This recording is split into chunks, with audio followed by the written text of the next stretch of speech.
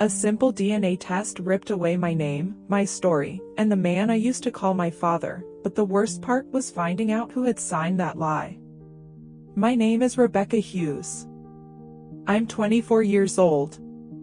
I grew up in a small town in Georgia, in one of those neighborhoods where everybody knows who forgot to mow their lawn and who missed church on Sunday. I was raised on sermons about family, responsibility, truth, all the right words. And still, my whole life was built on an agreement I never made and a secret I never chose. And all it took to crack everything open was a plastic tube, a little bit of spit, and an email at 7:32 on a Tuesday morning. Before I go on, let me ask you one thing. If you were in my place and a test like this suddenly told you that the man you call a dad isn't your biological father, how do you think you would feel? Scared, angry, confused, betrayed? Tell me in the comments how you imagine you would react, and make sure you're subscribed to the channel so you don't miss what happens in this story. Because this isn't just about a test. It started with a TikTok. I wish I could say it started with prayer, or with some deep moment of reflection, but no. It started with me in an oversized t-shirt, lights off, lying in bed scrolling through my phone, trying not to think about work the next morning. A girl popped up on my For You page, maybe 19, maybe 20, with mascara running down her face. She was laughing and crying at the same time, holding a piece of paper. I took a DNA test and found out my dad isn't my dad, she said in Spanish, with English captions. And it was the worst thing and the best thing that ever happened to me. I watched half the video, shook my head, scrolled. Drama.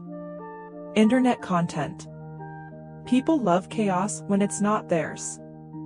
But then the algorithm did what it does best, it doubled down. Another video, I found a secret sister in another state. Next, my mother hid my real father from me for 30 years. Next, my dad had another family across town. I rolled my eyes, but my thumb kept pausing longer and longer on each one. Not because I thought that could be my story, that would have been ridiculous, but because I like trying to solve other people's messes from the safety of my bed. You don't expect the mess to start solving you. My dad, Mark Hughes, is not the kind of man you picture in a TikTok drama. He owns warehouses and storage units along Highway 17. He has a reputation for being strict but fair, the kind of person people go to when they need a reference or a job. At church, he's not just Brother Mark. He's Elder Hughes, suit sharp, Bible worn, handshake firm. Growing up, our Sundays had a script. He'd be up before everyone else, ironing his shirt until there wasn't a wrinkle left, shining his shoes, practicing the announcements he'd give at church like they were presidential speeches. Rebecca, we don't just go to church, he'd say, straightening my collar when I was 10. We represent something there. I used to think he meant we represented God.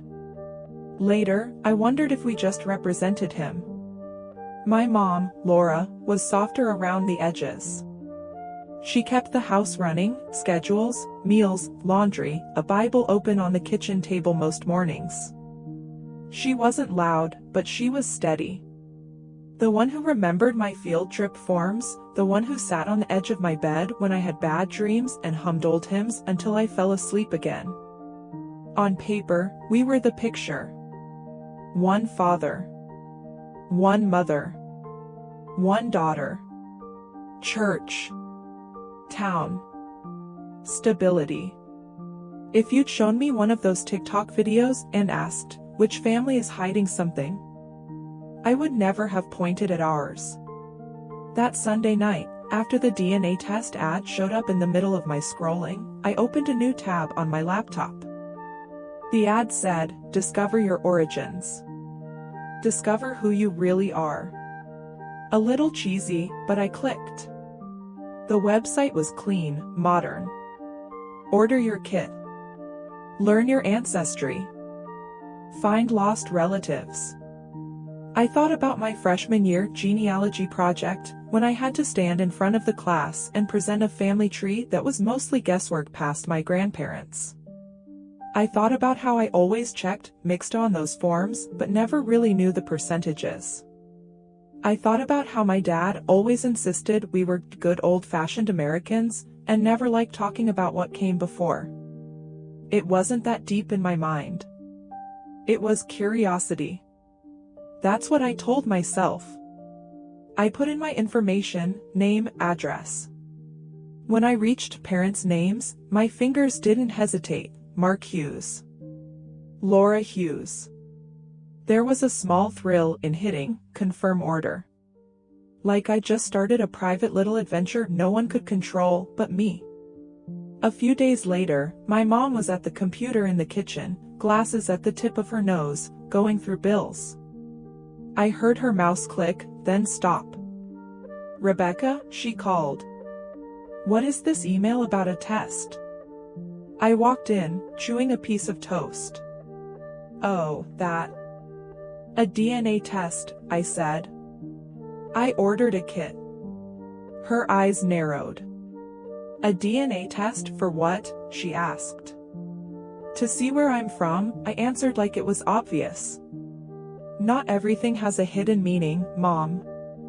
It's just ancestry. Maybe I find out we've got some Spanish or Irish or something cool in there." She stared at the screen for a second too long. "Your father won't like this," she said quietly. "My father doesn't like anything he can't schedule or predict," I replied, rolling my eyes. "It's okay. This one is between me and the lab." She flinched at the word lab like I'd said bomb. "I just think," she started, then stopped. "Sometimes these things dig up, things we're not ready for." "You sound dramatic," I joked. "You really think some little tube in the mail is going to blow up our life?" She looked at me, and for half a second I saw something that looked almost like grief cross her face. Then she looked back at the screen and closed the email. "I hope not," she murmured. When the kit arrived, the box was smaller than I expected. Plain white, pale blue logo, the phrase, "Your DNA has a story to tell," printed across the front. I put it on the kitchen table like it was a game we could play. "Want to do it too?" I asked my mom. "We could compare." Her hand froze around the dish towel she was holding. "No," she said, too fast. I don't need that." "Why not?" I pressed, smiling. "Could be fun." "I know where I come from," she said, focusing hard on wiping a perfectly clean countertop. "I don't need a kit to tell me." She wasn't just tense. She was terrified. I could feel it without understanding it. "Mom, it's spit," I said. "Not a confession." Her jaw tightened. "Just do what you want," she replied. "But don't tell your father yet. Let me think." It was weird. But my curiosity was louder than the alarm bells in her eyes. I followed the instructions. No eating for 30 minutes. Spit into the tube. Close the cap until the stabilizing liquid mixed in. Shake. Put into the biohazard bag. Slip into the prepaid box. Drop in the mailbox. I licked the envelope and kissed normal life goodbye without knowing it. That night, while I was in my room trying to finish a paper for my online class, I heard my parents' voices from the living room, low and urgent. "I told you this was dangerous," my dad said. "She ordered it herself," my mom answered. "I didn't. You could have told her no," he hissed.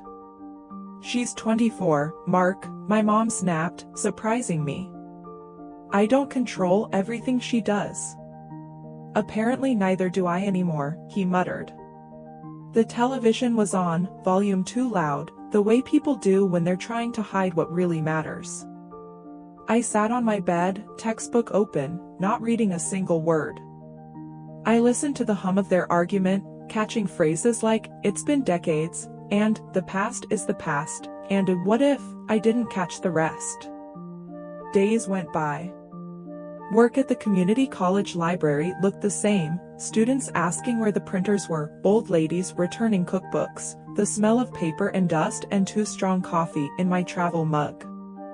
My coworker Toby, a grad student with round glasses and a permanent tired look, would lean on the counter and rant about his thesis.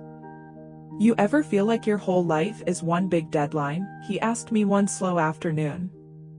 I snorted. "You have no idea." At night, I'd go to the tutoring program at the little church across town. I'd sit at tables with kids who chewed their pencils and struggled with fractions. Kids whose parents forgot to pick them up half the time. Kids who smelled like cigarette smoke and cheap detergent. That's where Mia was. She sat at the end of table 3, always in the same seat, legs swinging, drawing flowers in the margins of her math worksheets. She made jokes when she didn't understand something, like laughter could keep anyone from noticing the panic in her eyes. "Miss Rebecca, why do numbers hate me?" she asked one day, slamming her pencil down. "They don't hate you," I said. "They're just shy. They take a while to make friends." She rolled her eyes, but smiled. "I wish they'd hurry up," she muttered. I didn't know then how connected we were. I just knew I felt a weird pull toward her, like we were both walking around with something missing, and somehow recognized that in each other. 3 weeks after I mailed the kit, my phone buzzed before my alarm one morning. "Your DNA results are ready," the notification said. My stomach fluttered as I sat up. The room was quiet, light barely seeping through the blinds. I opened the app. The first page was the fun stuff. Pie chart of ancestry. Percentages. Regions. You are 42% European, 31% Latin American, 23% West African, 4% unassigned. "Cool," I murmured. I knew I was a mix. I swiped to the Relatives tab. Immediate family, it said at the top.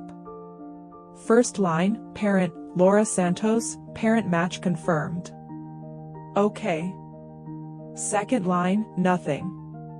Then, in gray, no additional immediate family matches found. I frowned, scrolled, refreshed. Maybe it was a loading issue. At the bottom of the page, in smaller text, a sentence: "If Mark Hughes is the father indicated, your DNA results do not support a biological parent/child relationship." The room shrank. My lungs stopped working for a second. I stared at the words, waiting for them to rearrange themselves into something less explosive. They didn't. "No," I whispered. "No, no, no." My first instinct wasn't, "My dad isn't my dad." It was, "The app is wrong." So I did what I always do when something doesn't make sense. I tried to reason my way out. Maybe the database doesn't have his DNA. Maybe they need his sample. Maybe, but the app was clear. It didn't say "no result." It said, "does not support." It was like the difference between "we don't know" and "we know," and the answer is no. I got out of bed on shaky legs, brushed my teeth with a hand that wasn't steady, then walked toward the kitchen. My mom was in her usual spot at the table, Bible open, coffee mug in front of her. The morning sunlight made the lines on her face look deeper. "Morning, honey," she said without looking up. I put the phone down on the table, screen facing her. She glanced at it, expecting recipes or bills, and froze. Her eyes widened in a way I'd never seen before. She reached for the phone with both hands like it might explode. Her lips moved silently as she read. She didn't ask what it meant. "Explain," I said, my voice sounding calmer than I felt. "Rebecca," she started, then stopped. "Rebecca, these tests don't," I snapped. "Don't say they're not always accurate." Don't say, maybe it's a glitch. It says here, plain as day, that the man I call my father is not my biological father. I'm not asking for a scientific explanation. I'm asking for the truth. Her eyes filled with tears. Call your father, she whispered. He needs to be here for this. My chest burned. I thought about saying no. About walking out the door and letting them figure it out alone. But some part of me, the part they raised to do things the right way, nodded. He was in the bedroom, sitting on the edge of the bed, socks on, shirt half buttoned. Dad, I said from the doorway. We need to talk. He turned his head. Our eyes met. I've seen my father angry, disappointed, proud, impatient. I had never seen him look scared of me. It came, he asked softly. The results? I said. Yes. His shoulders sagged. He didn't ask what they said. He already knew. Let's go to the kitchen, he murmured. When we went in, my mom was gripping the edge of the table. The app was still open. I sat down across from them. For a second, none of us spoke. The ticking clock on the wall sounded like a hammer. I'm going to ask this once, I said finally. Is Mark Hughes my biological father? My mom covered her mouth with her hand. My dad closed his eyes. No, he said. The word cracked the air. It wasn't a paragraph. It wasn't an explanation. It was a single, heavy, honest no. It was the most honest word I'd heard from him in a long time. Okay, I said slowly, feeling something in me go numb. Then who is? Rebecca, my mom whispered. Who is? I repeated. A long time ago, she began, voice trembling. Before I ever met your father. I was working at a motel off the highway. I was 19. I met someone. She said his name like it still tasted familiar and painful, Daniel. Daniel Santos. That last name, Santos, felt like it didn't belong in my kitchen. It belonged on other people's forms. Other people's dramas. Not mine. She talked about the motel. The bleach. The long shifts. How Daniel worked at the mechanic shop nearby. How he was sweet when he was sober and distant when he wasn't, carrying a sadness she couldn't fix. He made me feel seen, she said. Not as a church project. Just as me. She found out she was pregnant in the staff bathroom one morning, shaking hands holding a thin plastic stick. When she told him, he froze. He said he would figure it out, she said. But the next day, he was gone. Quit his job. Moved out of his place. I couldn't find him. No calls. No notes. She was left alone with a baby and no plan. I was cleaning Mark's office building at night, she went on. He was going through his divorce. His wife had left. Everyone at church felt sorry for him. They told stories about how noble he was, how he kept serving God even though his home fell apart. One night, she got dizzy on the stairs and sat down, head between her knees. Mark saw her, brought her water, asked what was wrong. She told him everything because she was too tired to lie. A few days later, he called me into his office, she said. He'd been thinking. He offered her a proposal that wasn't romantic, not at first. It was practical. Transactional. He would marry her. Give the baby his last name. Present himself as the father from the very beginning. Provide a home, a stable Christian environment. In return, she would completely cut ties with the man who'd left her. No calls. No letters. No visits. She would never tell the child about him. He said giving you his name would make things simpler, she said. Legally, socially, in the church. He said it's what God would want, a family, order, stability. I looked at my father. He didn't deny any of it. And you said yes, I said. I was terrified, my mom whispered. I was sleeping in a tiny apartment. I had no money. No family nearby. The church would have judged me as the girl who fell into sin. And here he was, with a ring, a house in a decent neighborhood, a reputation in a respected church. It felt like salvation. For me. For you. You made a deal, I said. You traded the truth for stability. You attached my life to his reputation and erased another man from the story. We thought it was the best, my mom said, crying now. We truly did. My dad finally spoke. I didn't do it just for my reputation, he said, jaw tight. I wanted a family. I wanted to be a father. I loved you from the moment I held you. I changed diapers. I worked late so there was always food.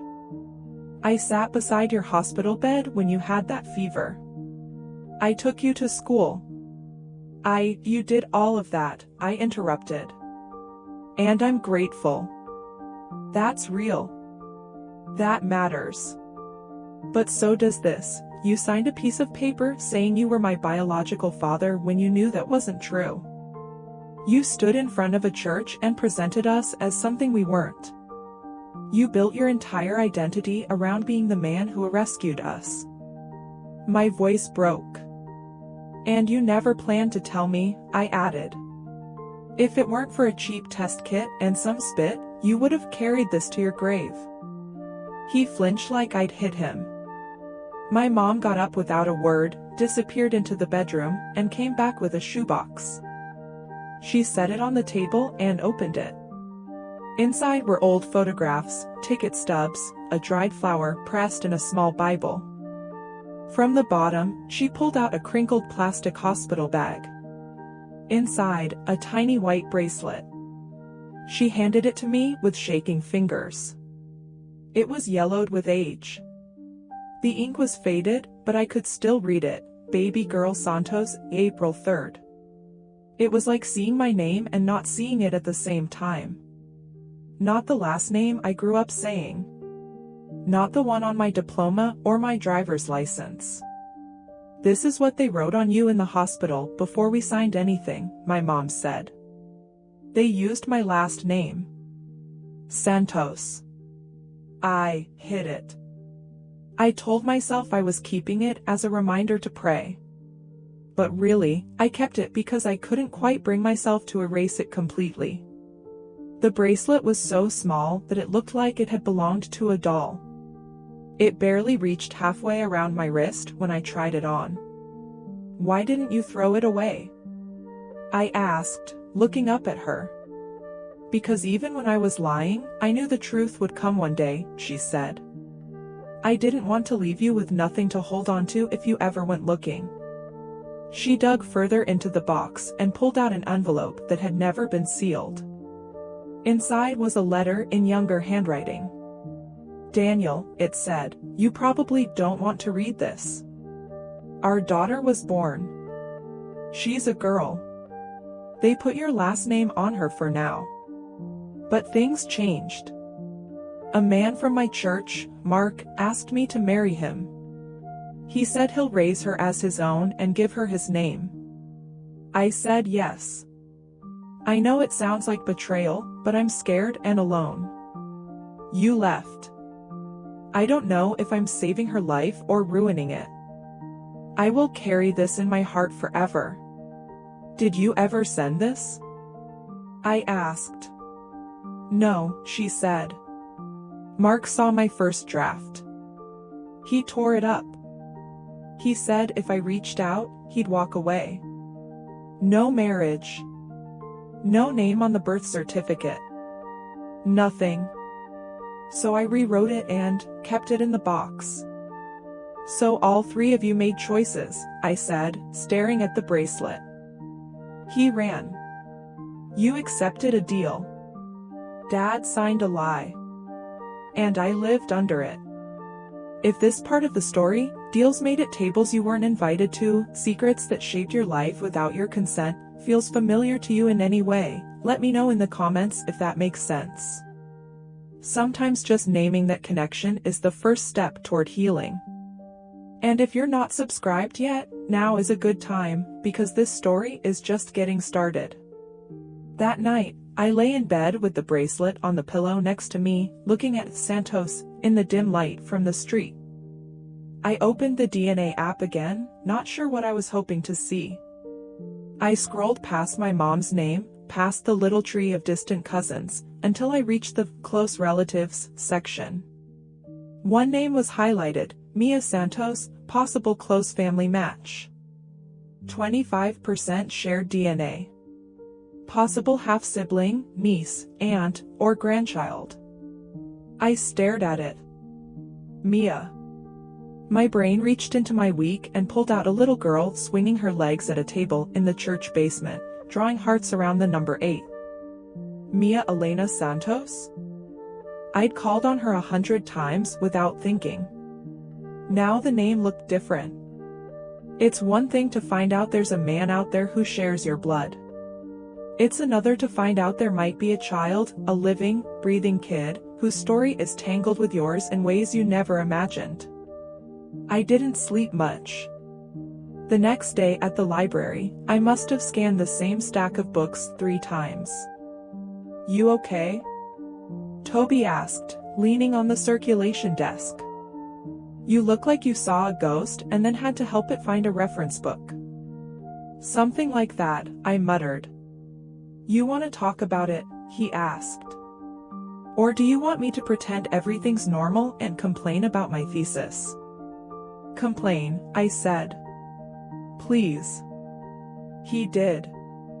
I barely heard a word, but the normal noise was a weird kind of comfort. At tutoring that evening, I watched Mia more closely than usual. The way she always chose the chair by the wall so no one could sit behind her. The way her eyes darted to the door every time it opened, like she was bracing herself either for someone to come or not to come. Miss Rebecca, are you mad at me? She asked suddenly when I corrected one of her math answers. No, I said, startled. Why would I be mad? You're looking at me like. I broke something, she said quietly. I forced a smile. You didn't break anything, I answered. Some things were already broken before you ever got here. She didn't understand. That was okay. I barely understood myself. Near the end of the session, I overheard the coordinator and a social worker talking in the hallway. Mia's going into another placement tomorrow, the social worker said. Mom relapsed again. Grandma can't do it anymore. She's only 9, the coordinator replied. How many homes is that now? Too many, the social worker sighed. I went home that night with the weight of 2 stories pressing on my chest, mine and hers. A couple of days later, I called my mom on my lunch break. I want to know where Daniel is, I said, skipping hello. If you know anything, a city, a program name, a church, I need it. There was a silence on the other end. I heard, years ago, she said slowly, that he went to a recovery program in Atlanta. A church one. Someone told me he was helping other people there. I never went. I was afraid. Afraid I'd blow up everything we had built. Do you remember the name of the program? I asked. Mission Hope, she said. I'm not sure if it's still there. It was. The website was simple, with a picture of a cross, a coffee pot, and a slogan, Recovery, Hope, New Life. There was an address on the west side of the city. Saturday morning, I got in my car and drove. The interstate hummed under my wheels as trees and billboards blurred past. My hands were slick on the steering wheel. I almost turned around twice. What am I doing? I muttered at one point, pulling into a gas station. Going to meet a man who ran away from me before I was born? I stepped out, bought a bottle of water just to have something to do, then got back in the car and kept driving. The neighborhood around Mission Hope looked tired. Small houses with paint peeling off. Yards full of old toys. A corner store with bars on its windows. A laundromat with a fading sign. The mission was in a squat brick building on the corner. A red banner over the door read, Mission Hope, Recovery and Hope Center. A few men smoked on the steps, styrofoam coffee cups in their hands. They watched me with curious eyes as I walked up. "Can I help you?" one of them asked. He was in his 50s, gray in his beard, tattoos on his arms, a flannel shirt buttoned wrong. "I'm looking for someone," I said, my voice a little too high. "Daniel Santos." He studied me for a long second. "Who's asking?" he said. "My name is Rebecca," I replied. I swallowed. Rebecca Hughes. The last name felt strange on my tongue for the first time. His eyes narrowed, then softened. "You Laura's girl?" he asked. Something in my chest cracked. "Yes," I said. "You know her?" "Knew her," he corrected gently. "She used to slip in the back during meetings. Sit there, listen, cry quietly. Then one day she stopped coming. We figured life took her somewhere else." "So you're Daniel?" I asked. He gave me a crooked smile. "Last time I checked," he said. I'd imagined this moment in the days since the test. In some versions, he was a mess, drunk, angry, denying everything. In others, he was completely indifferent. This man standing in front of me was neither. He looked tired, like someone who'd lived 3 lives already. But there was a steadiness in his eyes that surprised me. Not pride. Not self-pity. Something like humility. "You want to sit?" he asked, pulling out a plastic chair from against the wall. We sat facing the street, watching cars go by and kids on bikes weave around potholes. "I always wondered if this day would come," he said. "Sometimes I prayed for it. Sometimes I begged God to spare me from it. I didn't come here to judge you," I said. "I've done enough of that at home, and it didn't help. I came here because I'm tired of everyone making decisions about my life without me." He nodded. "That's fair," he said. "Tell me what you want to know." "I won't lie. I've done enough of that in my time." "Why did you leave?" I asked. He didn't dodge.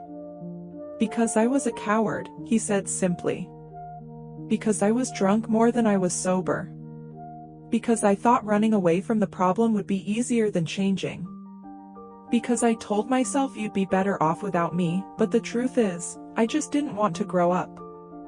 He picked at the calloused skin on his hand. "I told your mom I'd figure it out," he said. "The only thing I figured out how to do back then was disappear. I quit my job, moved to another city, started all over. Except I didn't. I just carried my mess somewhere else." "Did you think about me?" I asked. "At all?" He let out a breath that sounded like it hurt. "Every time I saw a little girl with dark hair," he said. "Every time I saw a pregnant woman. Every time someone brought up kids. I tried not to. I tried to drown it. But it stayed." He told me about how his life spiraled after he left my mom. DUIs. Fights.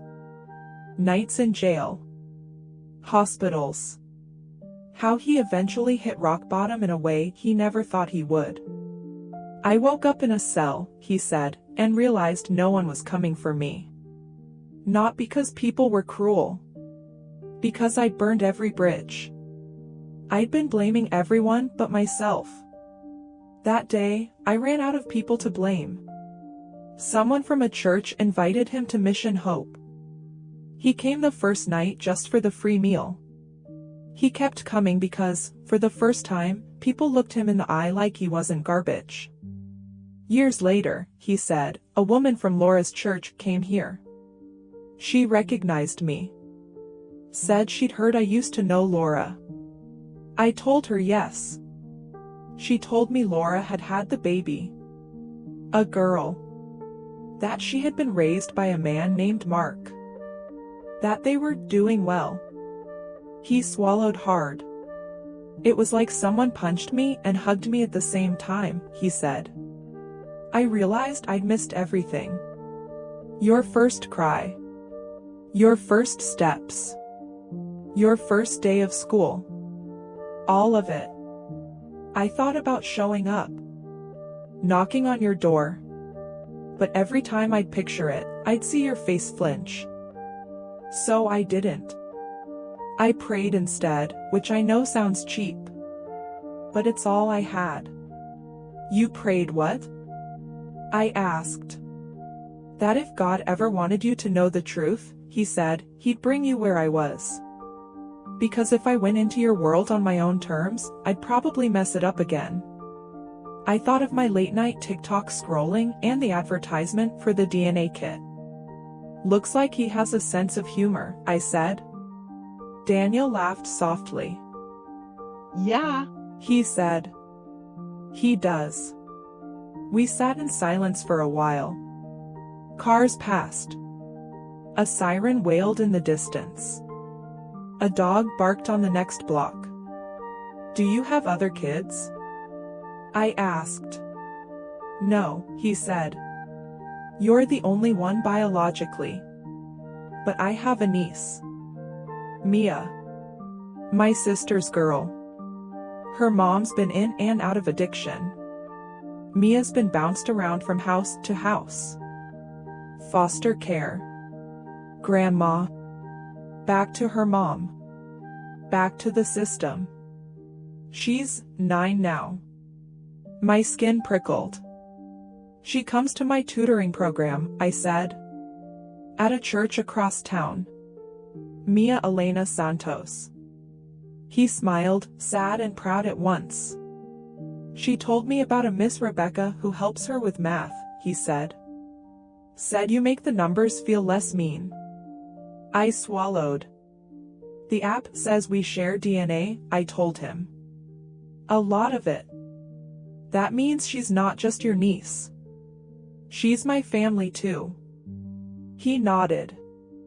I figured, he said. I just didn't have the courage to say it out loud yet.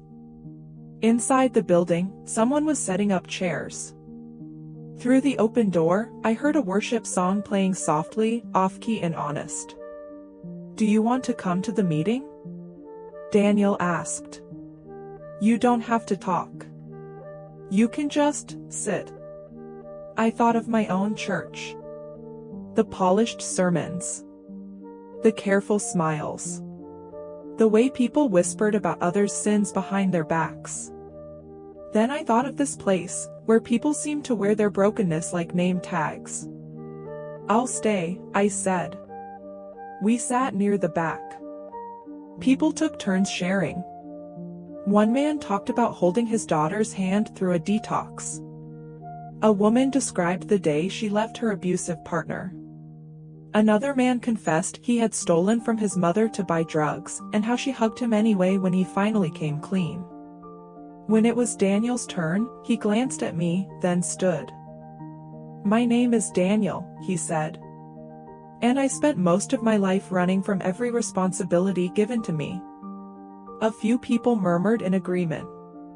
Years ago, he continued, I ran from a woman who was carrying my baby. I chose a bottle over a belly. I thought if I disappeared, I wouldn't have to feel the shame. I let another man step in, and I pretended that meant it was okay. Today, that baby is a grown woman. She's sitting in this room. And I don't know what our story will look like after tonight, but I know this: I'm done pretending it didn't happen. I'm done hiding. I kept my eyes on the floor as tears hit my jeans one by one. On the drive home, I thought about everything: my dad, my mom, Daniel, Mia, the church, the test, the bracelet. I thought about how the truth was spreading like ink in water, touching everyone whether they wanted it or not. A few days later, my mom's heart gave out for a minute. She'd been complaining of pressure in her chest, but she brushed it off. Stress, she said. Too much coffee. Then, one afternoon while she was making lunch, she grabbed the counter, gasping. I heard the crash of a plate and ran. Her face was pale, sweat beading on her forehead. Mom? I said. Mom.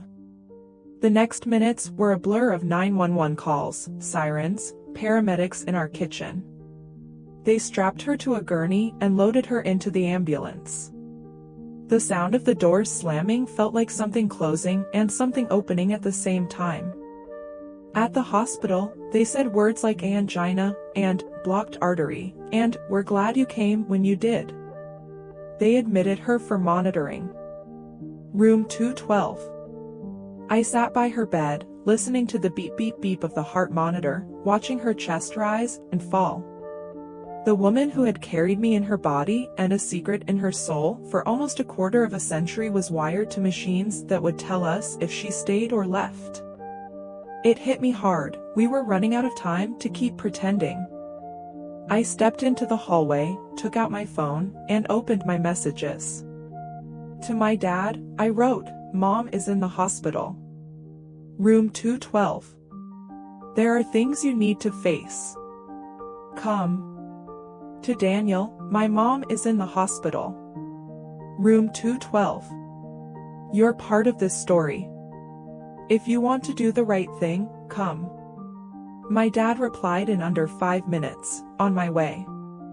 Daniel took a little longer, I'll be there in about 40 minutes. I went back into the room. My mom's eyes were open now. What did you do? She asked, voice weak. I invited the past and the present, I said. We'll see if the future shows up too. You are braver than I ever was, she whispered. Maybe bravery wasn't the right word. Maybe I was just too tired of being in the middle of a story everyone else wrote. My dad arrived first. He looked nothing like Elder Hughes when he walked through that door. No crisp suit. Just jeans, a wrinkled button-down, and a face that had finally lost its polished expression. When he saw my mom hooked to and for, his jaw clenched and his eyes went wet. I didn't know it was this bad, he said, coming to her bedside. Neither did I, she said with a worn-out smile. Turns out hearts don't like secrets either. He pulled a chair close and took her hand. For several minutes, they just sat there quietly, a kind of peace between them that I hadn't seen in years. Not because the problem was gone, but because there was no more energy left for pretending.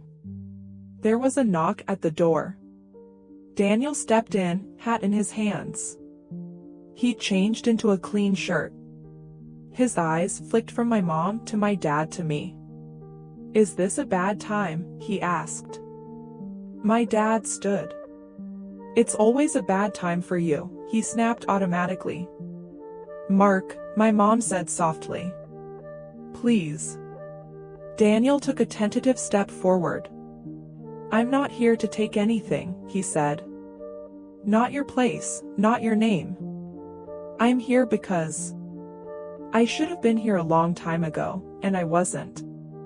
And because your daughter asked me to come. It was strange, hearing him call my mom your daughter. Every time someone said your daughter, it shifted who it belonged to, one man, then another, then maybe neither, then maybe both. My dad's hands tightened into fists. You left her alone, he said. You left Laura alone. You left a child alone. You signed a lie, Daniel answered quietly. You built a life on a story that wasn't true and made her carry it. Neither of us did right by her. They stood there, two men with different styles, different scars, same defeat in their eyes. If you two are going to kill each other, my mom said, do it after they move me out of the cardiac wing, please. Somehow, we managed a small laugh at that. I reached into my pocket and pulled out the hospital bracelet and my phone. I put the bracelet on the bed beside my mom's hand, the phone next to it. This, I said, pointing at the bracelet, is how it started. Baby girl Santos. 19-year-old mom. Drunk father. Respectable businessman. A scared little girl who didn't get to vote. Then I tapped the phone, the app still open to the no match line. And this is how it came to light, I said. One tube of spit and an email. No devil. No curse. Just truth finally getting tired of waiting. I looked at both men. You gave me different things, I said. One of you gave me a home, a last name that opened doors, meals on the table, someone at the school place. You also gave me a lie. The other gave me blood and then walked away, leaving someone else to carry what you should have carried. Now you're both here. And I'm here. And Mom is here.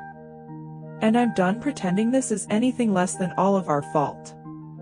My dad sat slowly. I thought I was doing the right thing, he said, voice low. You wouldn't have had a life like you did if I hadn't stepped in. That's true, I said. And I am thankful. But you could have stepped in without pretending to be my biological father. You could have been honest with me when I was old enough to handle it. You chose a cleaner story over a truthful one. Daniel shifted his weight. I don't have a defense, he said. I abandoned you before you were even born. I let fear and addiction make my choices. I spent years trying to drink away the picture of a little girl I never met. That's on me. I won't blame anybody else. My mom looked at both of them. I'm the one who let both of you write on her life without her, she said. I was desperate. I was scared. I chose what felt like safety over truth. I told myself I was saving her. But I also saved myself from being poor, from being judged, from having to trust God in the hard way. I made my daughter a bargaining chip. I'm sorry. The room was heavy and strangely light at the same time. Like the air right before a storm breaks. If you're waiting for a speech from me, I said, I don't have one. I'm hurt. I'm angry. I'm confused. But I invited you both here because I don't want to hold all of this alone anymore. I refuse to be the only one losing sleep over something I didn't create. Daniel looked at my mom. I should have been there when she was born, he said quietly. I should be the one who knows which lullaby puts her to sleep. I should have paid for braces and birthday cakes. I didn't. You gave that chance to him. I can't pretend I'm some victim here. I forfeited. He turned to my dad. And you, he said, stepped into an empty spot, but then locked the door behind you so nobody could even say my name. That's your part. My dad opened his mouth to defend himself, then closed it again. His shoulders slumped. You're right, he said, surprising me. I knew if I ever allowed your name near our story, my pedestal would crack. I liked being the hero too much. My mom took both their hands with her weak ones. We can't change what you did, I said, but maybe you can decide what kind of men you're going to be from here on. For me. For Mia. For yourselves. They both knelt almost at the same time. one on the right side of the bed, one on the left. My mom lay in the middle, eyes wet, breathing a little faster. If this picture, two men on their knees on opposite sides of the same hospital bed, a woman in the middle, a daughter at the foot, touches something in you, if it makes you long for some kind of healing or reunion in your own story, write a reunion in the comments. And send this video to someone you wish you could reconcile with, even if it's only in your heart right now. And if you haven't subscribed yet, do it now, because some of the stories still coming might be exactly what someone close to you needs. My dad cleared his throat. I don't know how to pray this, he admitted. I know how to pray with a microphone in my hand, with the right verses, the right tone. Here, I don't know what to say. Maybe start with what's true, I said. He shut his eyes. God, he said slowly, I was wrong. I sinned. Not by loving this girl, but by lying about how she came to be mine. I hid what I did behind the language of rescuing and being responsible. I preached about truth while sitting on a secret. I was more afraid of losing respect than losing my daughter's trust. I don't know how to fix this. I don't even know how to be a father without being the hero. But if you still want me as your son, teach me how to be her father in a way that's honest. Then Daniel. God, he said, voice rough, I ran when I should have stayed. I left a 19-year-old girl to carry a weight that was mine too. I missed every milestone. I let another man pay the price I should have paid, then used that as an excuse to hide. I have wasted so much time. I can't claim rights to a daughter I never raised. But I can stand here and say I'm sorry. If there is any place you want me in her life, even if it's a small corner, show me what it is. And help me not to run from it this time. My mom squeezed their hands. I used my fear as a reason to disobey you, she prayed. I told myself I was doing what was best for Rebecca, but I was also doing what was easiest for me. I didn't trust that you could provide without a deal. I stitched together a life on my own terms and then brought your name in to bless it. I'm sorry. For what I did to you, to my daughter, to these men. I stood there, the bracelet in one hand, my other hand gripping the foot of the bed. I don't know how to forgive you, I said. Not all the way. Not today. But I do know I am tired of being defined by something I never chose. So here, in this room, I'm asking God to redefine me. Not as a bargain. Not as a mistake. Not as the product of your worst choices. But as something else. The days that followed were messy. My dad had to step down from leadership at church for a season. There were meetings with the pastor and the elders. Some people whispered. Some shook their heads and used words like reputation and its scandal. Others, the ones who'd been through their own storms, hugged me tighter and said, we're not going anywhere. Our pastor, a calm man with kind eyes and a worn-out Bible, sat with us one evening in his office.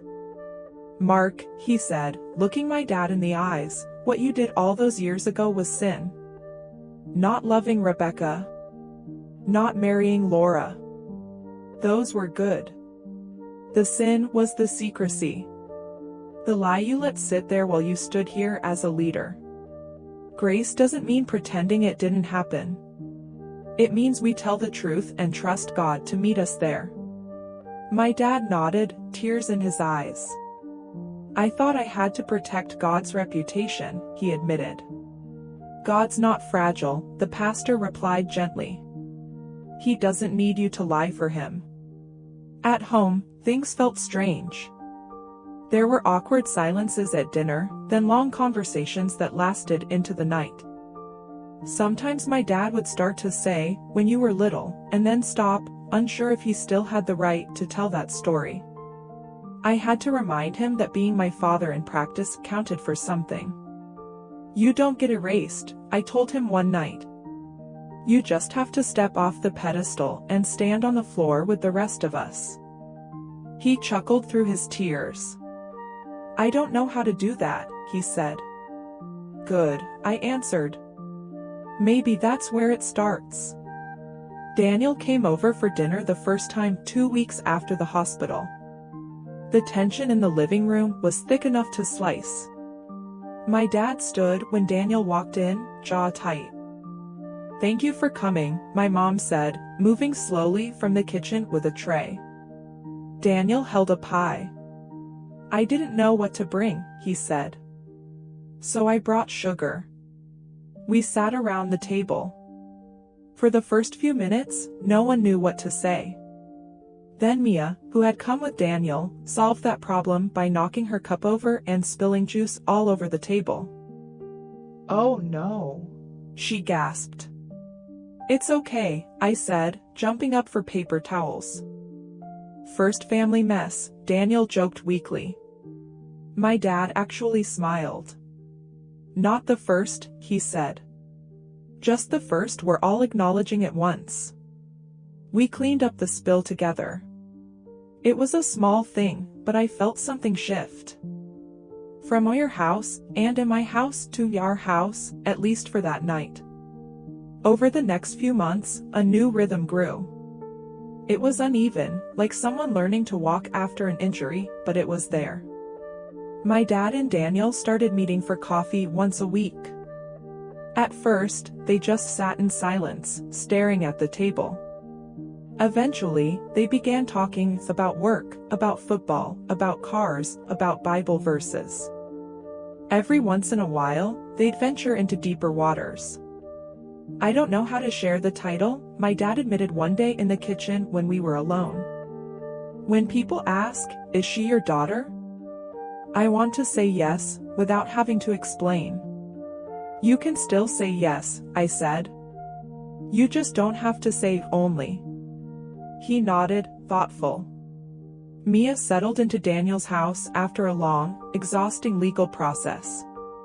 Courtrooms, social workers, interviews, home inspections. Her story could be a whole separate video. Daniel stood in front of a judge and said, "I failed my own child, but I don't want to fail my niece.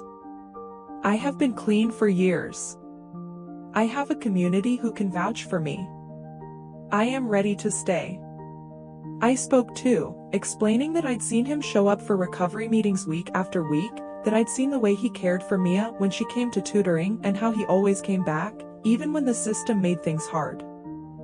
Finally, the judge looked at Mia and asked, "Do you feel safe with him?" She nodded.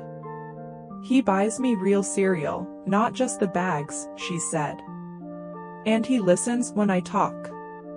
Everyone in the courtroom smiled. The judge's gavel came down with a loud crack that sounded like a door opening. At our house, holidays became interesting.